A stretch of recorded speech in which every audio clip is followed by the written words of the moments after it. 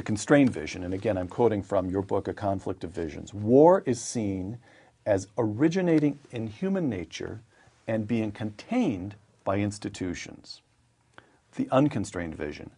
Those with the unconstrained vision tend to explain war in terms of either misunderstandings or of hostile or paranoid emotions raised to such a pitch as to override rationality. Yes.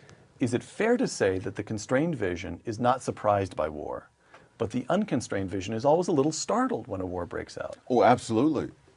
That you can take this back to the Federalists, where they said, why do we think that the 13 colonies will make war on each other if they're not united? And the answer was because that's what countries have always done. And so it's not a question of, in fact, it's not just war, it's poverty, it's crime. All those are things which people with the unconstrained vision feel needs explaining. Whereas people with a constrained vision think what needs explaining is how do we sustain peace? How do we have law and order? How do we have morality? How would you interpret then, I can't remember whether Robert Kennedy was quoting someone else or whether this was original to him or to his speechwriters. The quotation is something like, some see the world and ask why.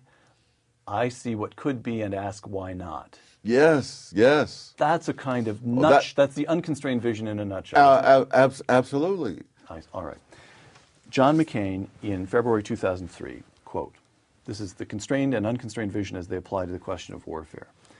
In this age, liberating oppressed peoples from tyranny, from the tyranny of those who would do us harm, serves not only narrow national interests, but the ordered progress of freedom, close quote. Barack Obama in August of last year, quote, in the first 100 days of my administration, I will travel to a major Islamic forum and deliver an address to redefine our struggle.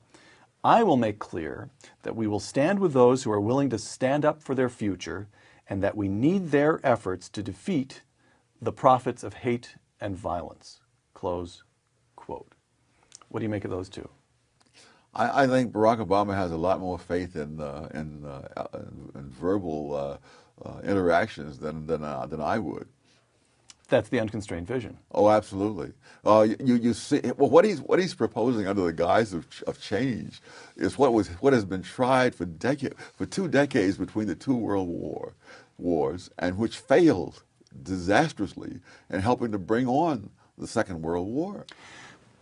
Well, that brings up another point. Is it fair to say that the constrained vision is more aware of history?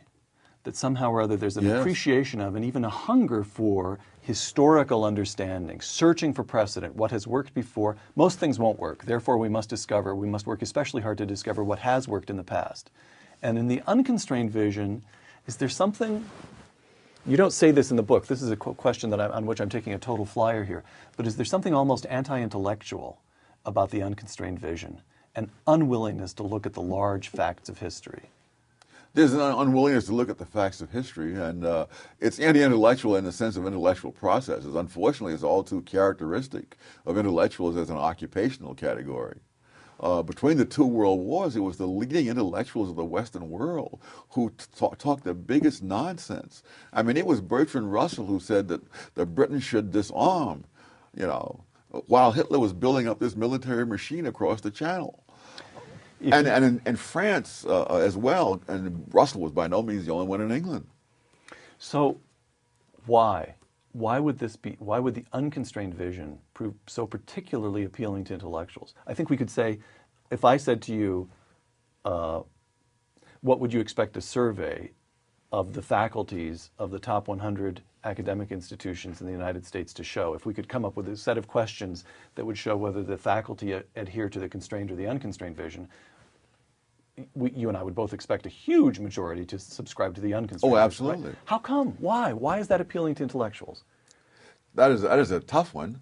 But I think that, I guess the short answer is they imagine that good people like themselves can make this thing go. And if it hasn't worked in the past, it's only because they haven't had the right people doing it. In other words, communism would have worked if it hadn't been for Stalin. But of course, once you have a system like communism, people like Stalin are the ones who will come to the fore. All right. Back to warfare and defense. Barack Obama's plan for defense spending as of last year, I'm quoting his speech. I'll stop spending $9 billion a month in Iraq. I will cut tens of billions in wasteful spending. I will cut investments in unproven missile defense systems. I will not weaponize space. I will slow our development of future combat systems, and I will institute an independent defense priorities board to avoid unnecessary spending, close quote. Well, that's straight out of the 30s. There were people who were saying Britain should not. But the British Labour Party in the early to mid 30s voted consistently against defense spending, and they argued that our security does not depend on armaments, but on disarmaments. And so when Chamberlain went to Munich to talk to Hitler, it wasn't just his own party, the conservatives, who applauded him when he came back. It was the Labour and liberals as well. He was probably the most lionized man among Western leaders, perhaps, of the past century.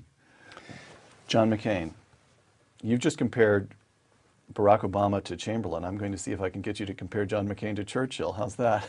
That a little bit harder, but go ahead. All right, I'll take a shot at it. John McCain. It's very hard to find, at least I found it hard to find, an elaborated defense spending plan in McCain's website and campaign proposal. But he has at least at one point advocated an across-the-board federal spending freeze, but accepted defense spending from that freeze. And he would also, this is a quotation from a recent speech, increase the size of the U.S. Army and Marine Corps from the currently planned level of roughly 750,000 troops to 900,000 troops, close quote. So what you get in John McCain, this I think is fair to say, even if I can't find a specific proposal to get you to comment on, the notion that here's federal spending and here's defense spending.